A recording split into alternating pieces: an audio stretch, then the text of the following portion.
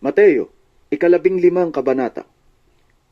Pagkatapos, lumapit kay Jesus ang ilang pariseyo at mga tagapagturo ng kautusan na galing sa Jerusalem, at siya'y tinanong nila, "Bakit nilalabag ng mga alagad mo ang mga katuroang minana natin sa ating mga ninuno?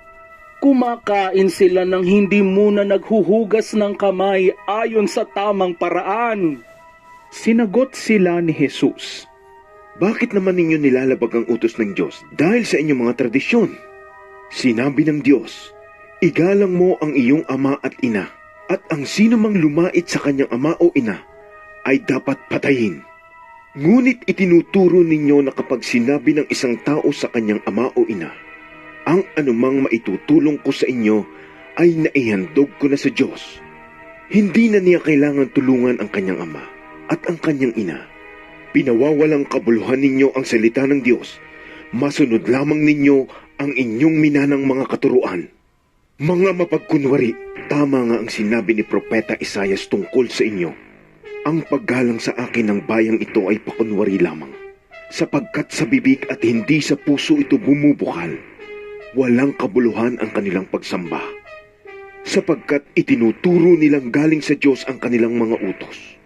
Pinalapit ni Jesus ang mga tao at sinabi sa kanila, Pakinggan ninyo at unawain ang aking sasabihin. Ang lumalabas sa bibig ng tao, hindi ang pumapasok ang siyang nagpaparumi sa kanya sa paningin ng Diyos. Pagkatapos, lumapit naman ang mga alagad at sinabi sa kanya, Hindi po ba ninyo alam na nasaktan ng mga pariseyo sa sinabi ninyo? Sumagot siya, Ang bawat halamang hindi itinanim ng aking ama na nasa langit ay bubunutin. Hayaan ninyo sila. Sila'y mga bulag na taga-akay ng mga bulag. At kapag bulag ang umakay sa kapwa bulag, pareho silang mahuhulog sa hukay. Sinabi sa kanya ni Pedro, Ipaliwanag nga po ninyo sa amin ang talinghagang ito. At sinabi ni Jesus, Pati ba kayo'y wala ring pangunawa? Hindi ba ninyo nalalaman na anumang pumapasok sa bibig ay tumutuloy sa tiyan at pagkatapos ay idinudumi? Ngunit ang lumalabas sa bibig ay nanggagaling sa puso. Iyan ang nagpaparumi sa tao. Sapagkat sa puso nanggagaling ang masasamang kaisipan, pagpatay, pangangalunya, pakikiapid, pagnanakaw, pagiging saksi para sa kasinungalingan, at paninirang puri. Iyan ang nagpaparumi sa tao sa paningin ng Diyos. Hindi nagiging marumi ang isang tao kung siya man ay kumain nang hindi muna naghuhugas ng kamay.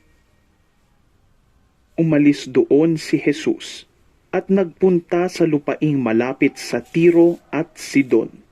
Isang Kananeya na nakatira doon ang lumapit sa kanya na sumisigaw, Panginoon, anak ni David, maawa po kayo sa akin. Ang anak kong babae ay sinasapian ng demonyo at labis na pinahihirapan nito. Ngunit hindi sumagot si Jesus. Lumapit ang kanyang mga alagad at sinabi kay Jesus, Paalisin na nga po ninyo siya. Napakaingay niya at sunod ng sunod sa atin. Sumagot si Jesus, Sa mga naliligaw na tupa ng sambahayan ng Israel lamang ako isinugo. Ngunit lumapit sa kanya ang babae. Lumuhod ito at nagmakaawa. Tulungan po ninyo ako, Panginoon. Sumagot si Jesus, Hindi dapat kunin ang pagkain ng mga bata at ibigay sa mga aso. Totoo nga, Panginoon. Ngunit ang mga aso man po ay kumakain ng mumong nalalaglag sa hapag ng kanilang Panginoon. tugon ng babae, at sinabi sa kanya ni Jesus, Ginang, napakalaki ng iyong pananampalataya. Mangyayari ang hinihiling mo. At noon di gumaling ang kanyang anak. Pag-alis doon, naglakad si Jesus sa tabi ng lawa ng Galilea. Umakyat siya sa bundok at naupo roon. Nagdatingan naman ang napakaraming taong may dalang mga pilay, bulag, lumpo, pipi at marami pang ibang may sakit. Dinala nila ang mga ito sa paanan ni Jesus at sila'y pinagaling niya.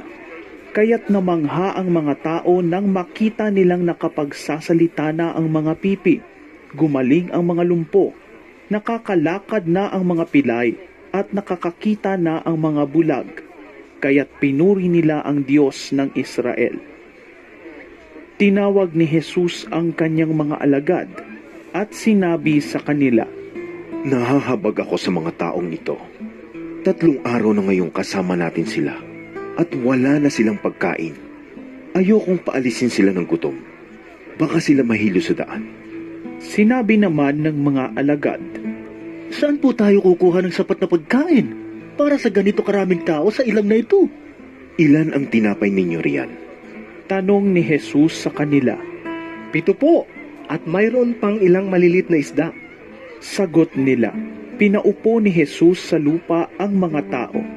Kinuha niya ang 7 tinapay at ang mga isda at nagpasalamat siya sa Diyos.